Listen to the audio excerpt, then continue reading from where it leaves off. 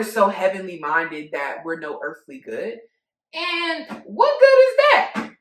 To help other people understand what we believe. It ain't none. I'll answer the question for you. It's not.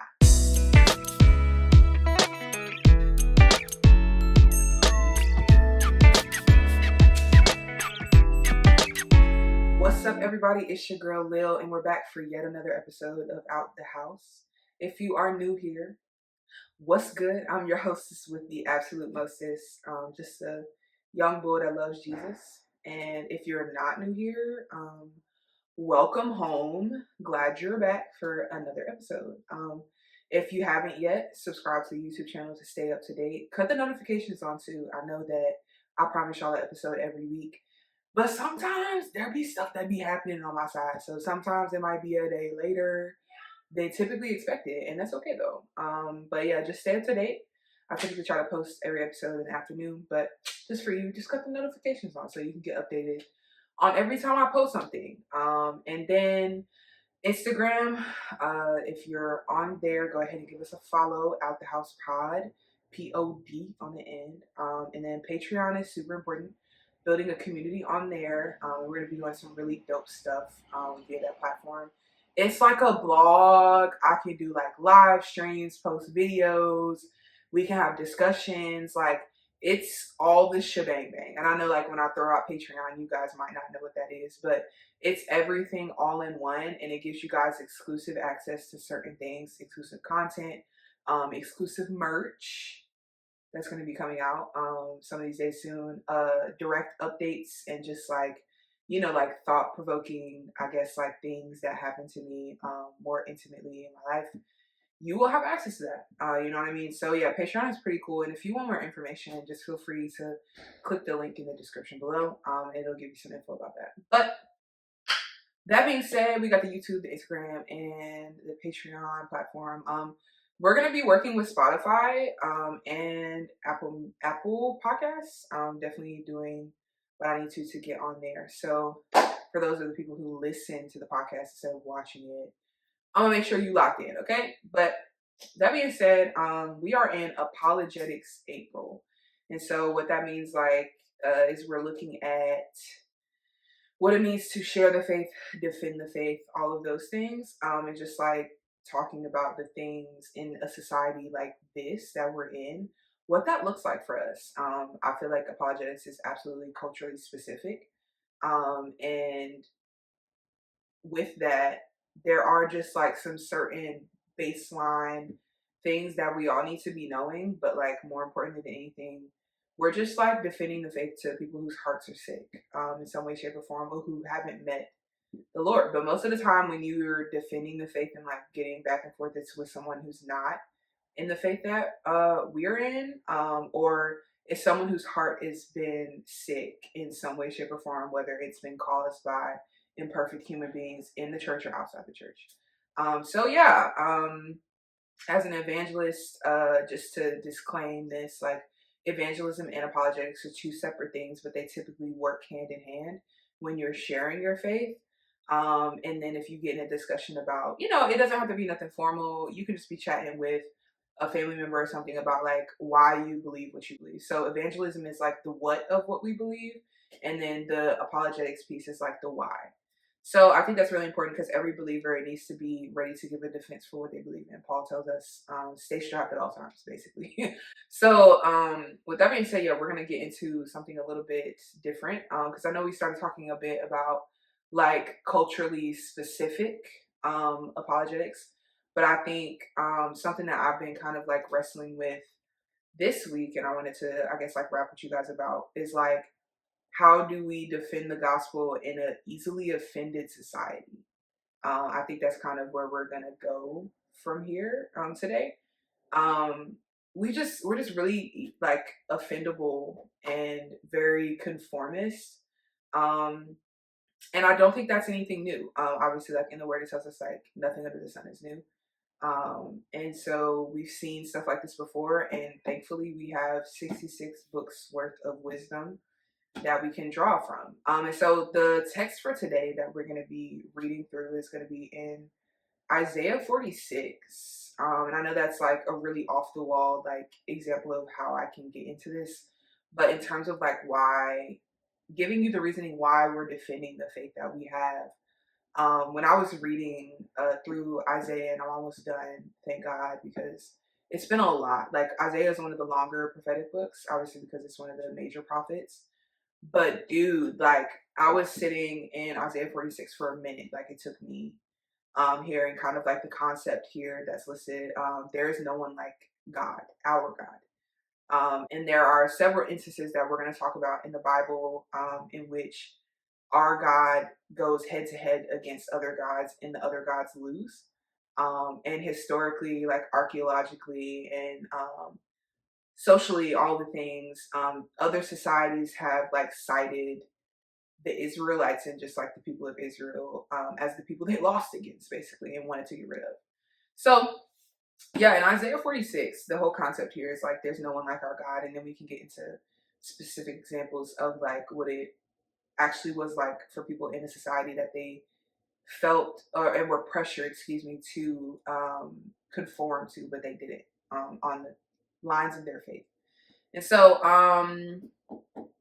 the thing that really stood out in Isaiah 46 for me was just like God standing like 10 toes down on like who he is and like how pitiful it is to create an idol.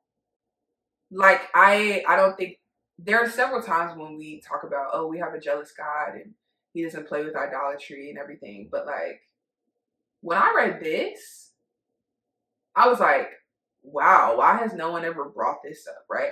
So Isaiah 46, we're gonna start at like verse 3 and like work our way through. Yeah, I would say like 3 through 7 maybe. So he says, listen to me, house of Jacob, all the remnant of the house of Israel who have been sustained from the womb, carried along since birth. I will be the same until your old age, and I will bear you up when you turn gray. I have made you, and I will carry you. I will bear and rescue you. Verse 5. To whom will you compare me or make me equal? Who will you measure me with so that we should be like each other? Those who pour out their bags of gold and weigh out silver on scales. They hire a goldsmith and he makes it into a god, little g god, by the way. Then they kneel and bow to it. They lift it to their shoulder and bear it along or carry it along. They set it in its place and there it stands. It does not budge from its place. They cry out to it, but it doesn't answer. It saves no one from trouble.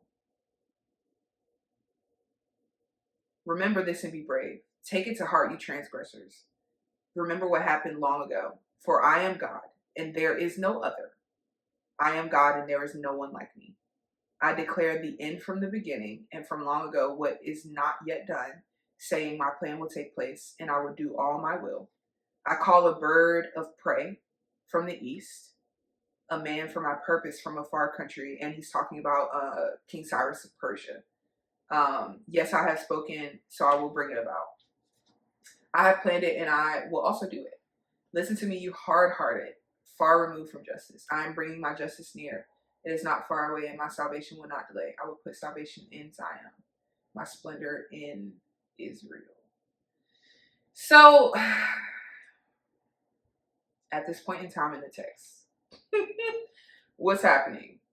Obviously, Adonai, the Lord, our Lord, is coming for people's necks. Because what you making them idols for?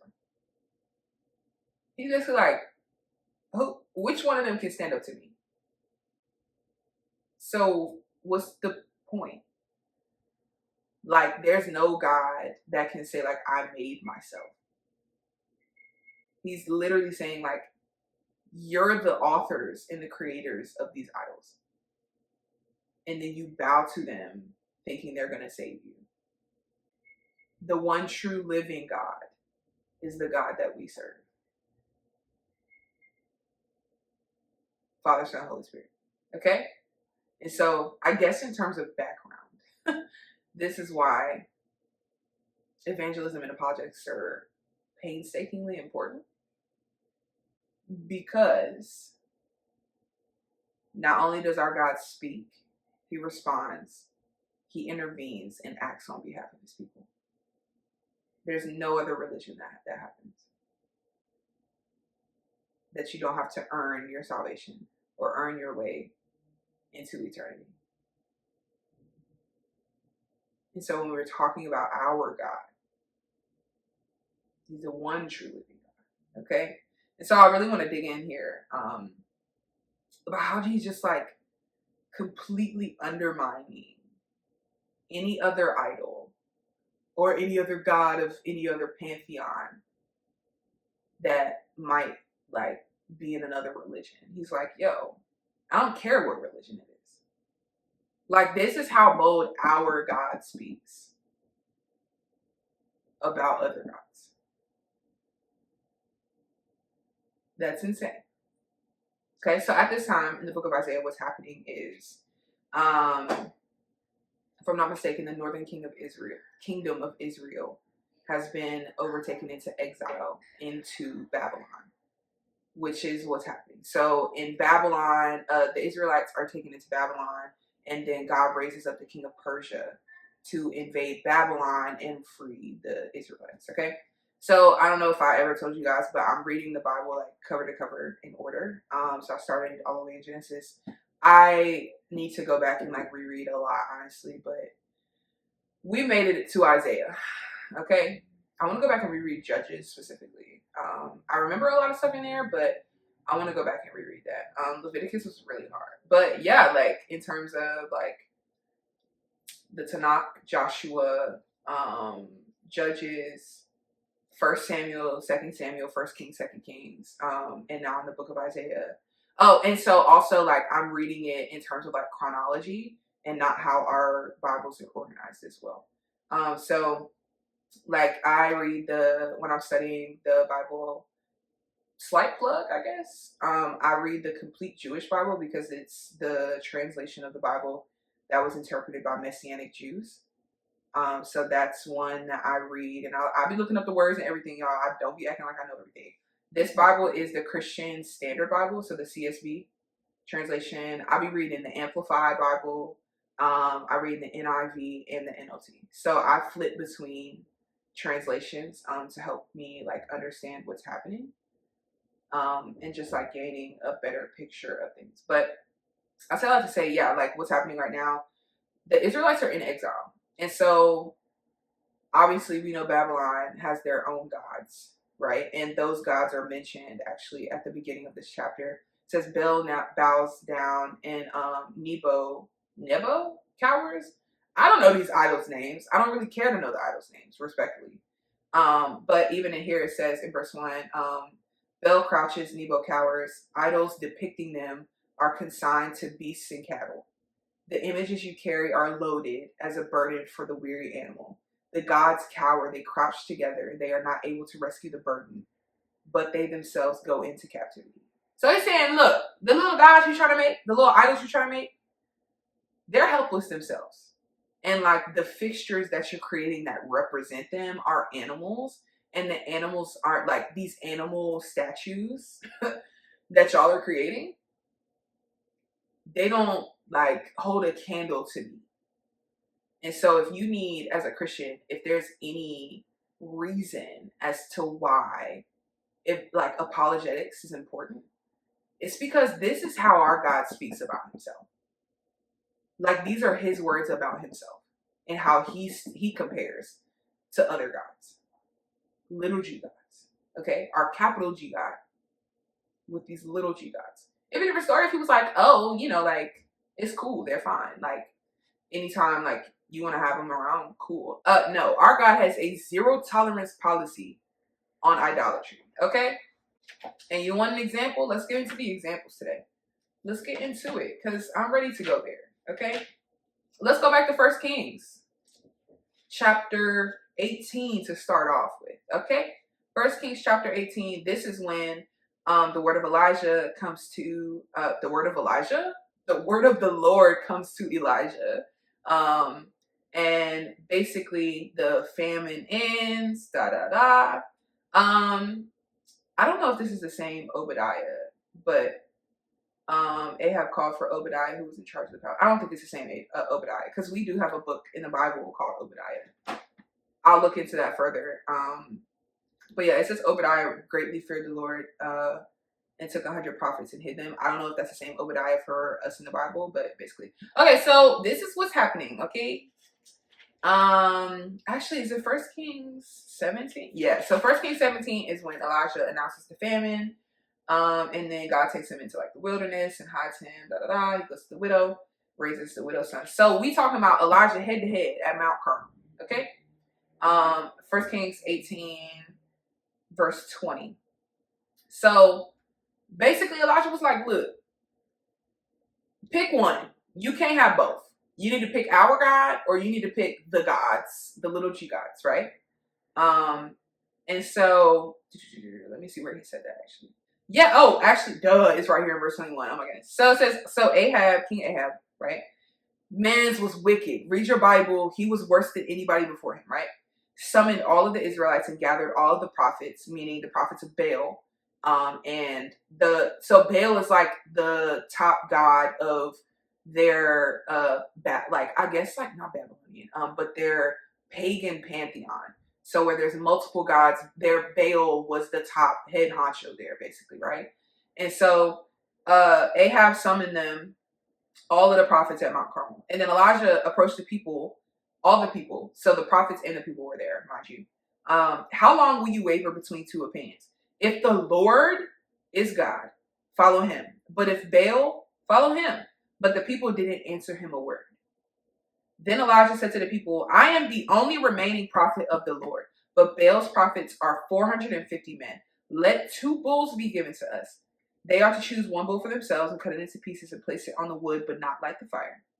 I will prepare the other bull and place it on the wood, but not light the fire. Then you call on the name of your God, and I will call on the name of the Lord. The God who answers with fire, he is God. All the people answered, that's fine. So he was like, hey, put it to the test. Put it to the test. The God that answers, that's the one who's God. Okay? So then Elijah said to the prophets of Baal, since y'all are so numerous, y'all go first. Y'all get first pick. Y'all get to go first. And then call on the name of your God, but don't light that fire. Okay? It says, so they took the bull that he gave them, prepared it, and called on the name of Baal from morning until noon. They put in a morning shift, y'all. Baal, answer us. But there was no sound. No one answered. They danced around the altar they had made. At noon, Elijah mocked them. He said, shout loudly, for he's a God. Maybe he's thinking it over. Maybe he was wandering away. Maybe he's on the road. Perhaps he's sleeping. And he'll wake up. They shouted loudly and cut themselves with knives and spears according to their custom until blood gushed all over them. All afternoon, they kept on raving until the offering of the evening sacrifice. These dogs, y'all, put in an 8-hour shift, okay? Calling to Baal. No response, okay?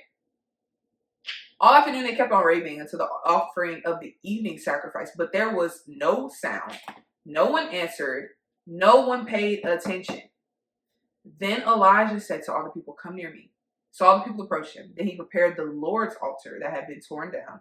Elijah took 12 stones according to the number of the tribes of the sons of Jacob, to whom the word of the Lord had come, saying, Israel will be your name. And he built an altar with the stones in the name of the Lord. Then he made a trench around the altar large enough to hold about 4 gallons of water. So he arranged the wood, cut the bull, placed it on the wood. He said, fill up 4 pots of water and pour it on the offering to be burned by the wood. A second time, a third time. So the water ran around the altar and even filled the trench. Verse 36. At the time for offering, the evening sacrifice, the prophet Elijah approached the altar and said, Lord, the God of Abraham, Isaac, and Israel, today let it be known that you are God in Israel and I am your servant, and that at your word I have done all these things. Answer me, Lord. Answer me so that these people will know that you, the Lord, are God, and that you have turned their hearts back. Verse 38. Then the Lord's fire fell and consumed the burnt offering, the wood, the stones, and the dust, and it licked all the water up. that was in the trench. When the people saw it, they fell face down in the Lord, and said, "The Lord, He is God. The Lord, He is God." And then went through murked all of the prophets of Baal, right? The one true living God is the God that we serve. Because we studying the Bible today. We in the Word today. We ain't about to do no fancy nothing. No eisegesis, no manipulating the text. The text speaks for itself. So when God says, like, there is no other God, I have been the God that I always was, always will be, and am right now, He's standing 10 toes down on that. So why shouldn't we? You need another example? I got you with another example. Hold on. Let's go to Daniel chapter 3. Daniel chapter 3. We have an old school Bible study today, boy. Daniel chapter 3. So at this point in time, I'm pretty sure this is a little bit before timeline wise. In the reign of King actually it might be at the same time as it was in 1 Kings 19. So something that's really cool about all of this stuff happening with the two kingdoms separate, the timeline of the kings, you can somewhat track them. Because I made a whole timeline, y'all, of like the kings as they were listed after the kingdom got divided. So in the reign of Joachim of Judah, let me see who was king of Israel at that time. So let's see. Because it talks about Israel in 1 Kings, and then it flips between, so sometimes it'll flip back and forth between Israel and Judah. So it starts off talking about Israel in terms of the northern kingdom, right? So that's King Ahab at this point in time. I'm pretty sure, So Ahab was so bad. We have so much in 1 Kings about him. Like, he was horrible. Then Jehoshaphat was the king of Judah. Yeah, I have to go back and see. I'm pretty sure this is after, if I'm not mistaken. Because it was Rehoboam and Jeroboam, and then it was like, let's see. Because the death of King Ahab, I just want to make sure I'm giving y'all biblically accurate things, because it's not about me. Yeah, because we're talking about Elijah and Elisha. And Elijah was over, or the prophet over Israel for a while. And so we got Israel's king, Joram. I need to see when Jehoiakim came about. I'm pretty sure Jehoiakim was after. Yeah, Jehoiakim is after all of this, at the very end of, if I'm not mistaken, after Ahaz in Judah. Because Israel falls, and then it's Hezekiah. Hezekiah gets back on track, but then Hezekiah even messes up too. And then with the kingdom of Judah. Wow. Yeah, so Jehoiakim, he was the last king. So if you go to 2 Kings chapter 23, verse 34, it was the Pharaoh in Egypt that made Jehoiakim king over Judah. Because it's like the vassal thing and all that stuff. But that's when, right before this, during his reign, he rebels against King Nebuchadnezzar. And that's, there's one more king, and then, like, the Judites are exiled into Babylon. And then that's where we pick up, once they're deported to Babylon in 1 Kings chapter 24, that's when we get to the book of Daniel. Okay, just to give you timelines of things, right? So pop up in the book of Daniel. Obviously, we're in exile. King Nebuchadnezzar has a dream. He puts up the gold statue at this point in time. And so basically in Daniel chapter 3, for anyone who doesn't bow down to his statue, you get thrown in the fiery furnace, okay? Babylon is not a country that follows our God, okay? Like Yahweh Elohim. They don't follow him, okay? So Nebi was like, hey, whoever, this is verse 6, so Daniel chapter 3, verse 6, but whoever does not fall down and worship immediately will be thrown into the furnace of blazing fire. Then when all the people heard the music, Everyone fell down and worshiped the statue. But there were some Jews that didn't. Shadrach, Meshach, and Abednego. I like calling them Azariah, Hananiah, and Mishael, because those names that they have, I've said this before, those names that they were given in the story were their slave names while they were in Babylon. Basically, Nebuchadnezzar renamed them when they got to Babylon. But Nebi was mad, and then because they didn't bow, obviously. And let me find this specific text. So they were like, yo, he was like, I'm gonna give y'all one more chance to bow down to my idol statue, right? The idol statue, right? Remember in Isaiah 46 that God was talking about, you pour out your gold and you make an image and then you prop it up and then expect people to worship it, right? Those types of images, okay? I just had it. But if you don't worship it, you'll be thrown into the furnace of blazing fire. And who is the God who can rescue you from my power? That's literally what he said out of his mouth. Verse 16. Shadrach, Meshach, and Abednego replied to the king, Nebuchadnezzar, we don't need to give you an answer to this question. If the God we serve exists, then he can rescue us from the furnace of blazing fire, and he can rescue us from the power of you, the king. But even if he does not rescue us, we want you as king to know that we will not serve your gods or worship the gold statue you set up. Then Nebi was filled with rage, and the expression on his face changed towards them. He gave the order, to heat the furnace up 7 times more than what was customary. And then they were bound, tied up, and thrown into the fire, right? Then verse 27, then King Nebuchadnezzar jumped up in alarm. He said to his advisors, didn't we throw 3 men bound into the fire? Yes, of course, your majesty, they replied to the king. He exclaimed, look, I see 4 men not tied, walking around in the fire unharmed, and the 4th looks like a son of the gods or of a divine being, the son of a divine being. Nebuchadnezzar then approached the door of the furnace of the blazing fire. Shadrach, Meshach, and Abednego, you servants of the Most High God, come out. Basically, after that, he was like, look, praise to your God. He sent his angel, or his messenger, to rescue his servants who trusted in him. Therefore, I issue a decree of anyone who says anything offensive about your God, they will be torn limb from limb, okay? And they will be thrown in the garbage. For there is no other God who is able to deliver like this. Then the king rewarded them in the province. Can y'all imagine that? Like, Jesus was in the fire, but like they were like walking around like having a team meeting in the middle of a 7 times hotter than usual blazing furnace.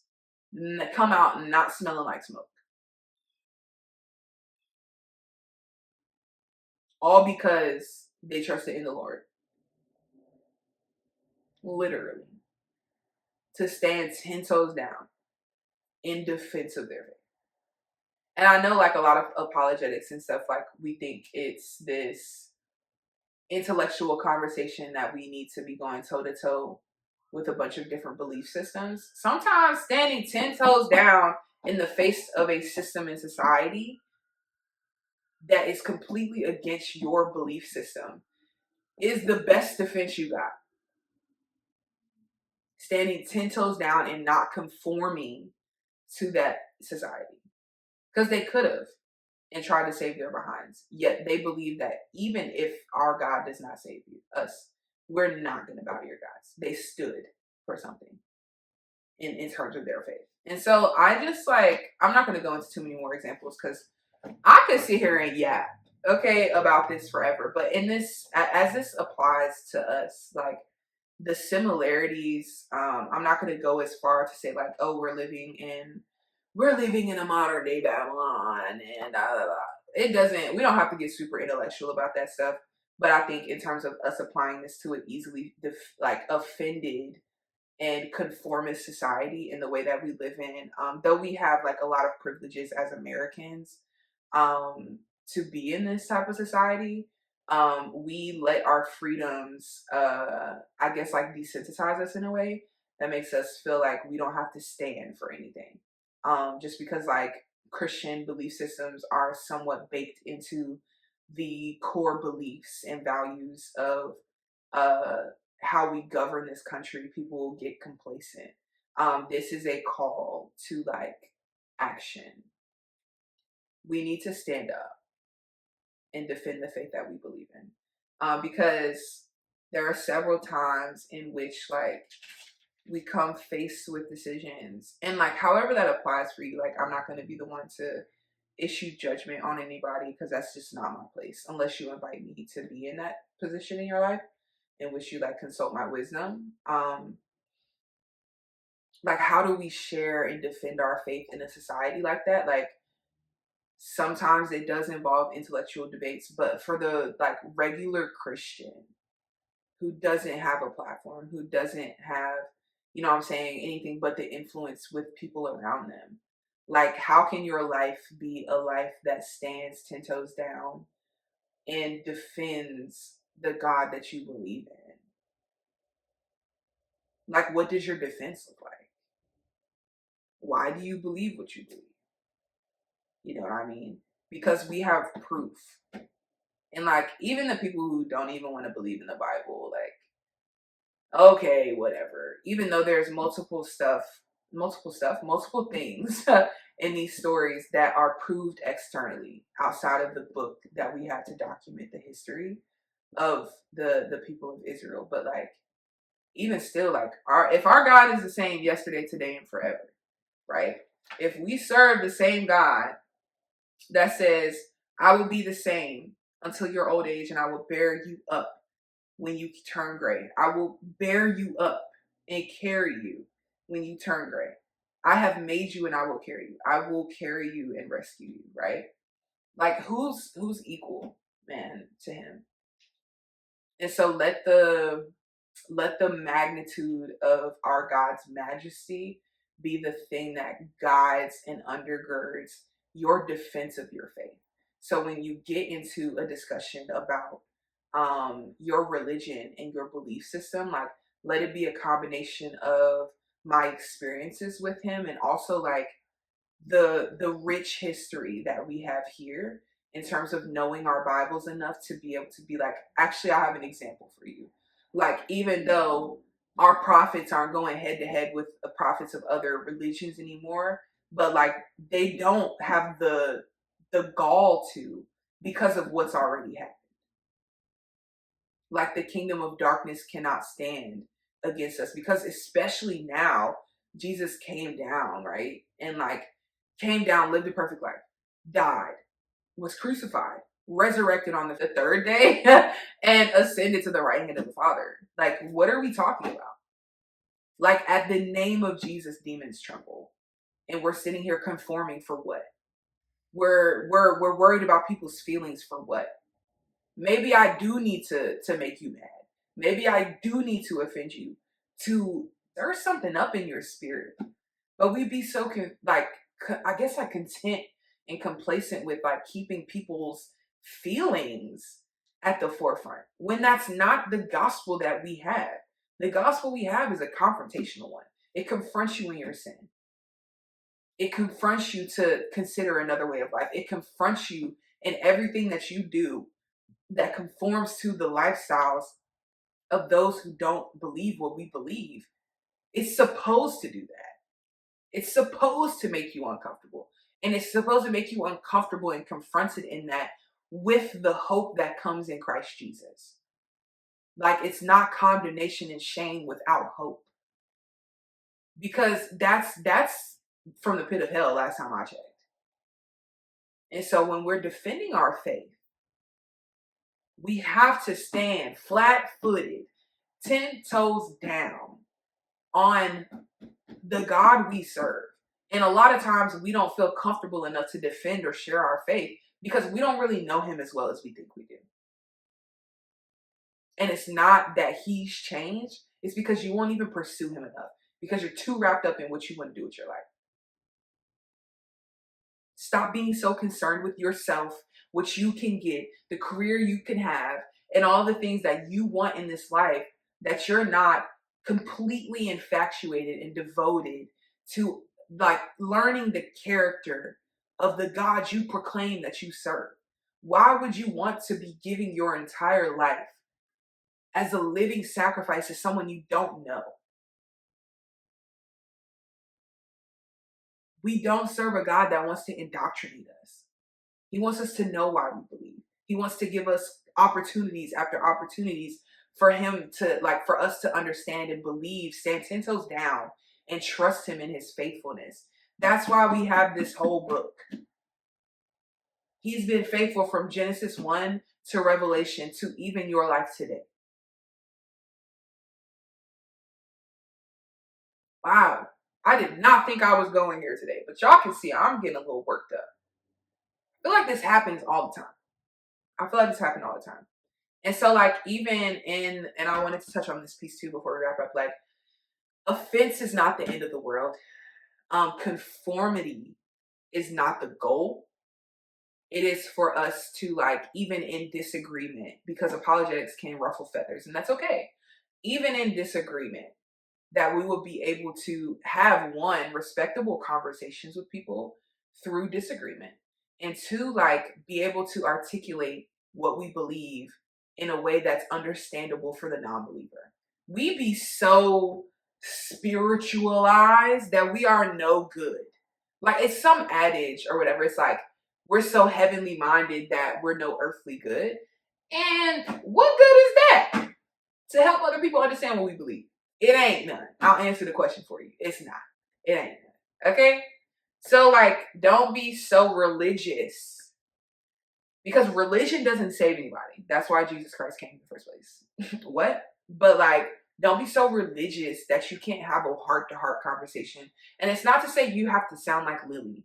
It's not to say you have to sound like your favorite podcaster or your favorite preacher or whoever the case might be. You be you. Like God decided the world needed a you in it. Not because you're important or spectacular, but it's because like the uniqueness of what he designed you with. He said, oh yeah, the world needs that in it. For me to show my glory through that. That's it. Because I love that one. And I want to see them like not even love me back with the same love, because we could never love him in that way, honestly. Like we don't have the capacity. But like, dang, he thought the world needed one of us in it. Like, who am I that you are so mindful of me? Like, who am I? So, sons, daughters of the Most High God, please stand up. There is no other. There is no one like our God. And in this society that we live in, like, we have to stand for something. We really, really do. So, I'm done being all up in y'all business today, okay? Next week, I think I should get into more practical things in terms of apologetics and like how to do that. I think that'll be more practically minded for the folks who were like, okay, Lilli, I love the reason why, I love the background, but like help me do it. So we're gonna pivot to doing more so after this, but. Man, for those of you guys who like don't know the God that we are defending, you need to get to know him, because the love will just bubble out and it will overflow out of you. And the goal is that your overflow can fill the cups and the deficits around you, where heaven can touch earth in your life. So I hope this encouraged you, man. I hope I know I'll be in y'all business, but it's because the Lord wants me to, period. Okay. So I love you guys. And until next time, peace.